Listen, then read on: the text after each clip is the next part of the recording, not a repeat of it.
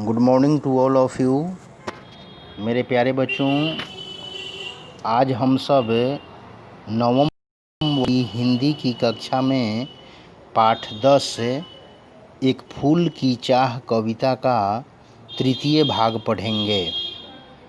आज की कक्षा के पूर्व की कक्षा में हम लोग एक फूल की चाह कविता का भाग 2 पढ़ा था, लेकिन आज हम सभी एक फूल की चाह कविता का तृतीय भाग और आखिरी भाग पढ़ेंगे। आप लोग 2 भाग को अच्छी तरह से समझ गए होंगे, ये मुझे पूरी उम्मीद है, आशा है। आज हम लोग इस कविता का आखिरी भाग पढ़ने जा रहे हैं। ये अत्यंत ही भाव विह्वल कविता है। आप लोग जैसा कि पिछले वर्ग में पढ़ चुके हैं, अत्यंत ही भाव विभोर कर देने वाली, आँखों में अश्रु ला देने वाली और आत्मा को वेदना से भर देने वाली भाव विह्वल कविता है। तो आइए आज हम लोग तृतीय भाग को पढ़ते हैं, इसका श्री गणेशाय करते हैं। हम लोग आज की पूर्व की कक्षा में हम लोगों ने पढ़ लिया था कि सुखिया के पिता अपनी बेटी के द्वारा जताई गई इच्छा को पूरा करने के लिए मंदिर में जाते हैं और देवी का प्रसाद यानी फूल, देवी पर चढ़ाया हुआ जो फूल लाते हैं, तो लाने के पहले ही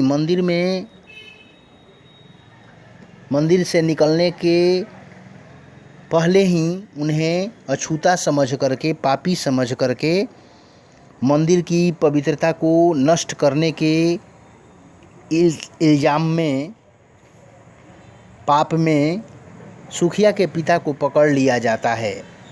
उधर बेचारी की बच्ची मृत्यु शैया पर पड़ी है, एक देवी पर चढ़ाया हुआ फूल की अभिलाषा जता रही है, और इधर बेचारा अभागा पिता उसकी एक फूल की इच्छा को भी पूरी नहीं कर सका। ये अत्यंत ही हृदय विदारक घटना जैसी लग रही है। मेरे प्यारे बच्चों, मंदिर के पुजारी समेत भक्तगण सुखिया के पिता को पकड़ लेते हैं और उन्हें पापी समझ करके मंदिर की पवित्रता को कलुषित करने के कलंक में, पाप में उन्हें पकड़ लेते हैं, उन्हें बंधक बना लेते हैं। इतना ही नहीं, उन्हें मारा पीटा भी जाता है। आज की कविता में हम लोग पढ़ेंगे कि उस सुखिया के पिता के साथ क्या क्या घटना घटित होती है। कह रहा है कि माँ के भक्त हुए तुम कैसे, करके यह विचार खोटा। खोटा विचार करना का मतलब विचार नीच करना, नीचा विचार तुम सोच करके तुम कैसे समझ लिए। सभी भक्तगण जो है सुखिया के पिता पर मंदिर की पवित्रता को नष्ट करने का कलंक लगाते हुए ये थोप रहे हैं कि तुम माँ के भक्त कैसे हो सकते हो, तुम तो अछूत जाति के हो, नीच जाति के हो, तुम्हारा विचार नीच है, घटिया है। तुमने तो मंदिर की भी इतनी दिन से पवित्रता जो थी उसको नष्ट कर दिया है, बर्बाद कर दिया है, तो तुम भक्त नहीं हो सकते। माँ के सम्मुख ही माँ का तुम गौरव करते हो छोटा। ये इल्ज़ाम लगा रहे हैं पुजारी और भक्तगण कि माँ के सामने ही माँ का तुम अपमान कर रहे हो, माँ के गौरव को नष्ट करने जा रहे हो, माँ के गौरव को नष्ट कर दिए हो, इसलिए तुम माँ का भक्त कभी नहीं हो सकते। कुछ न सुना भक्तों ने झट से मुझे घेर कर पकड़ लिया। बेचारे सुखिया के पिता को, अभागे पिता को सभी भक्तगण जो है पकड़ लेते हैं, घेर करके पकड़ लेते हैं। सुखिया की पिता का एक भी कुछ नहीं सुनते हैं पुजारी और भक्तगण। वे बार बार इल्ज़ाम लगा रहे हैं मंदिर की पवित्रता नष्ट करने का, माँ के भक्त नहीं होने का। उन्हें पकड़ लिया जाता है और इतना ही नहीं, पकड़ करके बेचारे सुखिया के पिता को मुक्के घूंसे से बहुत पीटा जाता है, धम से नीचे गिरा दिया गया। इतनी मार पड़ी, भक्तगण इतने उसको इतनी मारे मुक्का घूंसा से मार मारे कि बेचारा जो है सुखिया का पिता धम से धरती पर गिर जाता है। फिर आगे कह रहा है कि मेरे हाथों से प्रसाद भी बिखर गया, हाँ सबका सब हाय, अभागी बेटी तुझ तक कैसे पहुंच सके है यह अब। बेचारा सुखिया का पिता अब समझ जाता है कि मेरी बेटी की इच्छा जो है अधूरी ही रह जाएगी, मेरी बेटी की इच्छा पूरी नहीं हो पाएगी, कारण कि भक्त जन पकड़ करके उसको पीटने लगते हैं और धरती पर गिरने के क्रम में हाथ से जो प्रसाद रूपी फूल रहता है वो बिखर जाता है, गिर जाता है। और पिता यह कहते हुए कि हे अभागी बेटी, तुझ तक मैं कैसे पहुंच पाऊंगा। अब तो ये भक्तगण मुझे पकड़ करके बंदी बना लिए हैं, अब तुम्हारा अंतिम समय भी चल रहा है, मैं तुम्हारे पास अब पहुंचने में असमर्थ हूँ। बेचारे के अंदर से ये आवाज़ निकलती है। दुर्भाग्यवश बेचारा सुखिया का पिता बंदी बना लिया जाता है। न्यायालय ले गए मुझे वे 7 दिवस का दंड विधान। सुखिया के पिता को न्यायालय ले जाया जाता है, न्यायाधीश के पास ले जाया जाता है, राजा के पास ले जाया जाता है और वहाँ पर 7 दिन का दिवस माने दिन, 7 दिन का दंड का जो विधान था, नियम, उस पर दंड विधान के तहत, पनिशमेंट के तहत उन्हें 7 दिन का जो है कारावास दिया जाता है। मुझको हुआ था मुझसे देवी का महान अपमान। सुखिया के पिता का यही कलंक था कि लोग उसे देवी का अपमान समझ रहे थे कि सुखिया के पिता अछूत जाति का है, वो मंदिर में आकर के जो है मंदिर की पवित्रता को कलुषित कर दिया है। यही सुखिया के पिता का बेचारा का कलंक था, दोष था। आगे देखिए, कह रहा है कि मैंने स्वीकृत किया दंड, वह शीश झुकाकर चुप ही रह। बेचारा कर ही क्या सकता था, सुखिया का पिता तो लाचार था। अपने बेटी के भयंकर संकट में पड़े होने के कारण, मृत्युशैया पर पड़े होने के कारण बेचारा का हृदय तो भाव विह्वल है, हृदय तो टुकड़े टुकड़े हो चुके हैं। अपनी बेटी की अंतिम विदाई भी वो देखने में असमर्थ रहता है। वो किसी तरह से राजा के दिया हुआ 7 दिन का जो है दंड जो है, कारावास जो है, वो शीश झुकाकर सहन कर लेता है, स्वीकार कर लेता है। उस असीम अभियोग दोष का क्या उत्तर देता, क्या कह। जिस कलंक का दोष उस पर मढ़ा गया था सुखिया के पिता पर, वो असीम था, उसकी कोई सीमा नहीं थी, उसकी कोई बात को सुनने वाला नहीं था। वैसे दोष का वो उत्तर देता ही क्या, उसकी उत्तर कोई सुनने वाला वहाँ नहीं था। आखिर वो क्या उत्तर देता, उसे तो बंधक बना लिया गया, 7 दिन का कारावास दे दिया गया था। इधर बेटी मृत्युशैया पर एक फूल की इच्छा लिए जी रही है, उसके बदन जो है तप रहे हैं, अंतिम समय चल रहा है। वो अपने पिता के फूल की चाह में आंखें एक टक लगाए हुए है। 7 रोज ही रहा जेल में, या कि वहाँ सदियाँ बीती, अब विश्रांत वर्षा करके भी आंखें तनिक नहीं दीती। 7 दिन उसके लिए, सुखिया के पिता के लिए 7 वर्ष जैसा प्रतीत हो रहा था। ऐसा प्रतीत हो रहा था कि 7 दिन कट नहीं रहा है, दुख के दिन जल्दी नहीं बीतते, ऐसा प्रतीत होता है। दुख के दिन जो है पहाड़ जैसे प्रतीत होने लगते हैं। तो 7 दिन का ही कारावास काटना सुखिया के पिता के लिए सदियों जैसा कारावास काटने के समान लग रहा था। उनकी आंखों से अश्रु की धारा वर्षा कर रही थी, उनकी आंखें जो है तनिक भी थमती नहीं थी। अपनी बेटी के इस दुख से, वेदना से सुखिया के पिता का कलेजा फट रहा था। आखिर करता तो क्या करता, एक दुख गया नहीं कि दूसरा दुख जो है घेर लिया, उसे अछूता समझ करके बंधक बना लिया गया। कैसी दुर्भाग्यपूर्ण घटना घटित होती है उस सुखिया के पिता के साथ। कैसा यह विधि का विधान है कि सिर मुड़ाते ही ओले पड़ना कहावत यहाँ चरितार्थ हो जाती है। एक अपने बेटी के कष्ट को दूर नहीं कर पाता है कि उसे बंदी बना लिया जाता है अछूता समझ करके। उसके आँखों से अश्रु वर्षा होती रहती है, 7 दिन तक उसकी आंखें थमती नहीं हैं, बार बार आंखें जो है वर्षा कर रही हैं आंसुओं की। दंड भोग कर जब मैं छूटा पैर न उठते थे घर को।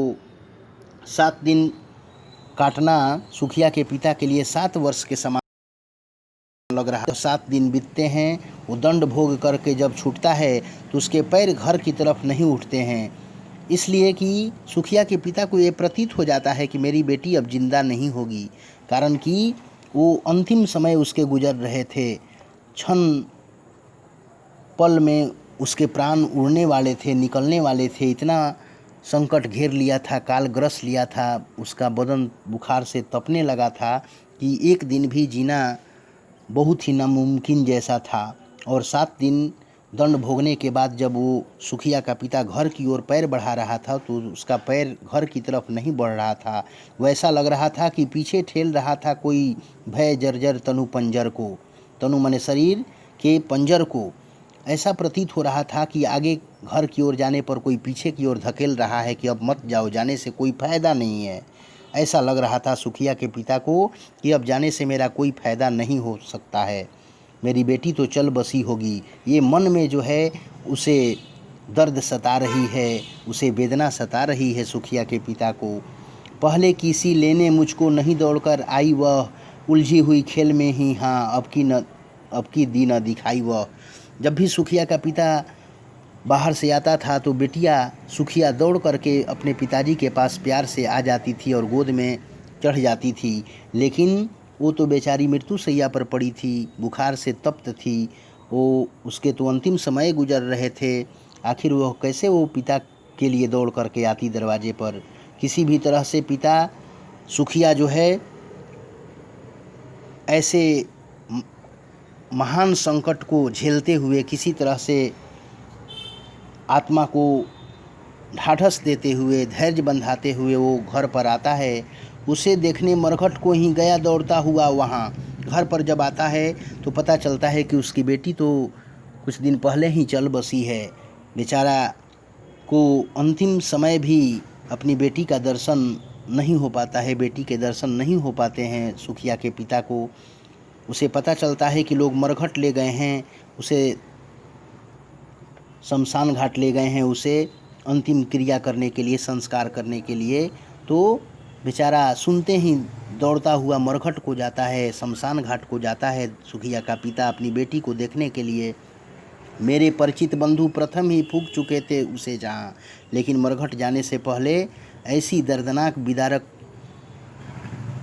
यहाँ बात चरितार्थ हो जाती है कि मरघट जाने के पहले अपनी मरे हुए डेड बॉडी यानी मृत्यु हुई अपनी बेटी को भी नहीं देख सका अपनी आँखों से। उसके पहले ही उसके बंधु भाई जो थे परिचित, वो उस चिता को फूंक चुके थे, बेटी को जला चुके थे। बुझी पड़ी थी चिता वहाँ पर, छाती धधक उठी मेरी। सुखिया के पिता छाती पीट करके रोने लगता है, विलाप करने लगता है कि मैं अपनी बेटी का एक फूल की इच्छा को भी पूरी नहीं कर सका, मैं अभागा बाप हूँ। एक फूल जैसी तुच्छ इच्छा को भी मैं अपनी बेटी की इच्छा को पूरा नहीं कर सका। इस बात से और जो है सुखिया के पिता का दर्द जो है बढ़ जाता है। वो छाती पीट पीट करके बेचारा रोने लगता है। वो अपनी बेटी की अंतिम समय भी बेटी के दर्शन नहीं कर पाता है, क्योंकि मृत्यु के तुरंत बाद ही उसके परिजन जो है चिता को फूंक चुके थे, वहाँ केवल राख पड़ी थी।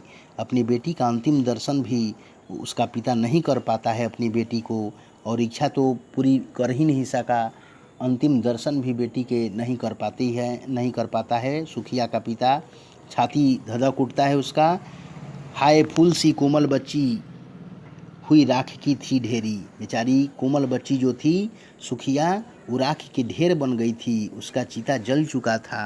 अंतिम बार गोद में बेटी तुझको ले न सका मैं हाँ, बार बार विलाप करते हुए सुखिया का पिता चिल्लाता हुआ विलाप करता है कि अंतिम बार बेटी तुमको गोद में नहीं ले सका, मेरा ऐसा दुर्भाग्य है, मैं अभागा बाप हूँ जो अंतिम समय में ही तुझे, मृत्यु के समय भी तुझे देख नहीं पाया।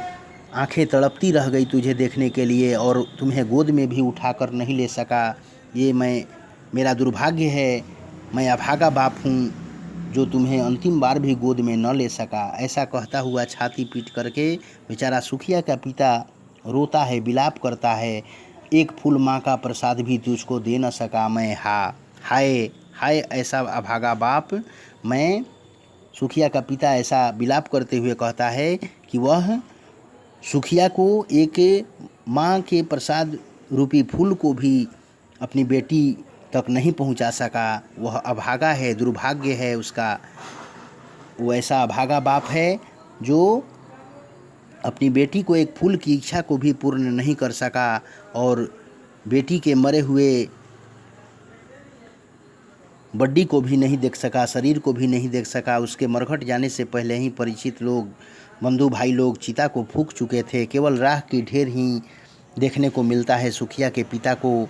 अत्यंत ही हृदय विदारक घटना है, अत्यंत ही दर्दनाक घटना है। यहाँ पर पढ़ते हुए हृदय जो है भावुक हो जाता है, आँखों से अश्रु निकलने लगते हैं इस कविता को पढ़ते और पढ़ाते समय। ऐसे ही ये कविता ही है। खैर, आप सभी इस वीडियो को कम से कम 2 से 3 बार अवश्य देखेंगे और क्लास के दौरान अगर किसी भी तरह का प्रॉब्लम होता है तो आप सभी अवश्य पूछेंगे। आज की कविता का ये आखिरी भाग समाप्त होता है। आप सबों को बहुत सारी शुभकामनाओं के साथ मैं बहुत बहुत धन्यवाद ज्ञापन करता हूँ। Thank you very much.